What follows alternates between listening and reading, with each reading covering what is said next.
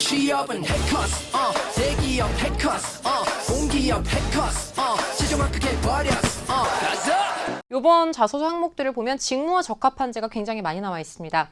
여기에서 이제 서비스만 계속 쓰시면 질적으로 다양한 강점을 어필할 수가 없어요. 특히 이 조직 적합도. 대한항공이라는 기업에서 추구한 어떤 인재상 그리고 이런 가치를 실제로 내가 갖고 있다는 걸 많이 어필할 수 있는 게 좋은데, 그게 예를 들어 뭐 진취적 성향의 소유자면 진취라는 단어가 많이 들어가는 게 좋은가? 그건 아닙니다. 진취라는 단어와 유사한 단어들이 많으면 그게 좋은 자소서로 평가가 되고 있어요. 예를 들어 항상 나는 발전적인 사람이고, 그래서 실제로 내가 이러한 미션이 주어졌을 때도 도전하는 걸 두려워하지 않고 이걸 이렇게 도전을 해서 내가 실제 이런 성과를 만들어냈고 다른 사람들과 협조를 구하고, 이런 식으로 어떤 상황이나 경험을 작성을 하시게 되면 진취에 대한 키워드들이 많이 들어가는 거거든요. 그러면서 다른 키워드들과도 같이 이제 합쳐지는 거죠. 그래서 여러분들이 자소서를 작성을 하실 때 가장 중요한 건 자소서 항목을 보시고 그냥 막 써내려 가시는 게 아니라 어떤 키워드를 어떤 항목에 좀 더 많이 넣을 수 있을지, 그리고 어떤 키워드를 어떻게 연관시킬 수 있을지를 고민해 보시는 게 되게 중요해요.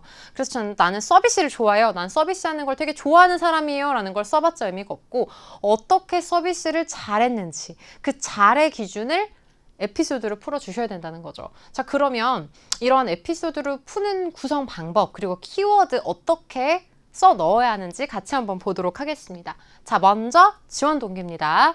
대한항공 입사를 위해 본인이 기울인 노력과 대한항공에서 이루고 싶은 목표를 서술하시오. 자, 600자예요. 600자이기 때문에 에피소드가 너무 길면 못 넣어요. 다만 자소서 항목을 딱 보고 먼저 두 걸씩으로 서술해 주는 건 필요해요. 600자니까. 원래 뭐 1000자, 뭐 2000자 이런 경우에는 막 뭐 미걸식으로 써도 상관이 없는데, 자소서 항목 자체가 좀 콤팩트한 경우에는 잘 읽히게 써주시는 게 좋습니다. 왜냐면 면접에서 면접관들이 자소서를 보고 질의응답을 할 거거든요. 그럴 때 먼저 두 걸씩으로 깔끔하게 써주면 질문을 하기도 좋고 이 사람의 인상도 좋아 보일 수 있으니까요. 자, 어쨌거나 우선 대한항공 입사를 위해 기울인 노력, 그럼 대한항공이 어떤 항공사인지를 내가 알고 있다는 걸 어필하는 게 중요합니다. 그래서 그냥 나는 대한항공 입사를 위해 이렇게 노력을 했고 이렇게 목표를 이루고 싶어요 라는 자소서보다는, 대한항공은 이런 기업이기 때문에 대한항공의 직원이라면 이런 역량이 필요하다고 생각을 해요. 그래서 나는 이러한 목표를 설정하고 이렇게 역량을 쌓아왔어요 라는 구성으로 가시는 게 가장 이상적입니다.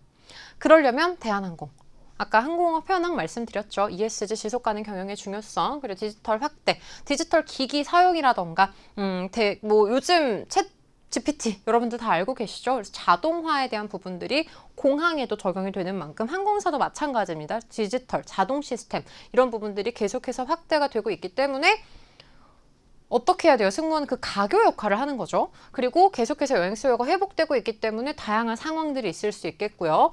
인수합병 이슈도 계속 진행 중이죠. 그런 상황에서 세계 항공업계를 선도할 대한항공의 비전, 그리고 이렇게 대한항공의 진취성, 변화 지향적인 기업 문화를 통해서 대한항공이 어떻게 돼가고 있다. 이 부분. 결론은 대한항공이 세계 지금 9위 항공사로 설정이 됐고, 이렇게 팬데믹 이후에도 이렇게까지 잘 나갈 수 있었던 비결은 변화지향적 기업 문화, 그리고 고객을 최우선으로 생각하는 대한항공의 기본이라고 생각을 한다. 그리고 나는 항상 어떤 상황에서도 진취적으로 변화를 받아들이고 새로움을 지향하고 도전을 즐기는 나의 이러한 모습이 대한항공과 일치한다라고 생각을 했고, 계속해서 변화하는 새로운 산업에 대응하기 위해서 나는 이러한 역량을 쌓으면서 대한항공이 앞으로 세계 속으로 나아가는 데 있어서 기여를 하고자 다음과 같은 노력을 하였다 정도로 처음 초안을, 서론을 구성을 해주시면 좋겠죠. 그리고 내가 어떤 노력을 해왔는지와 목표 연결해 주셔야겠죠. 자, 내가 노력을 했던 것과 목표랑 연결시켜 주시면 되게 편해요. 그래서 다음과 같은 노력을 했다. 첫 번째, 고객, 서비스 역량을 길렀다. 뭐 단연간 카페에서 아르바이트를 했건 내가 아니면 어딘가에서 고객 응대를 하면서 고객의 눈높이를 맞출 수 있는 능력을 가지게 되었다. 경험을 쓰시기에는 600자기 때는 너무 길어서 한두 줄 정도로 그냥 소개해 주시기만 하면 돼요. 이런 어떤 경험을 통해서 나는 상용 고객을 확보하고 대한항공이 더 많은 글로벌 고객들을 확보할 수 있는데 나는 기여하고 싶다. 다음, 나는 협업, 소통. 다년간 내가 어디 동아리에 소속도 됐고 어디 봉사활동도 하면서 나는 뭔가 사람들과 함께 협업하는 역량을 가질 수 있었고 이런 부분들이 앞으로 최상의 팀 체계를 만드는 대한항공에서 빠르게 적응하는 데 도움이 될 수 있을 것이다. 이게 포부죠.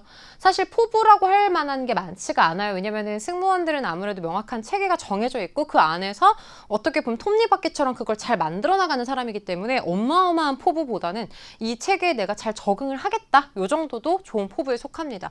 그리고 글로벌 역량. 난 다년간 특히 이제 글로벌 역량이 강점이라고 생각하시는 부분들이 있다면 여기 넣어주시면 좋겠죠. 네, 다년간 어디에서도 살아봤고 해봤기 때문에 특히 이제 대한항공이 여기 노선도 집중을 하고 있는 것으로 알고 있다. 그래서 이 노선에 있는 고객들이 좀 더 좋은 인상을 가지고 대한항공의 어떤 상용 고객이 될 수 있게끔 더 노력하겠다. 이렇게 작성해 주시면 되는 겁니다.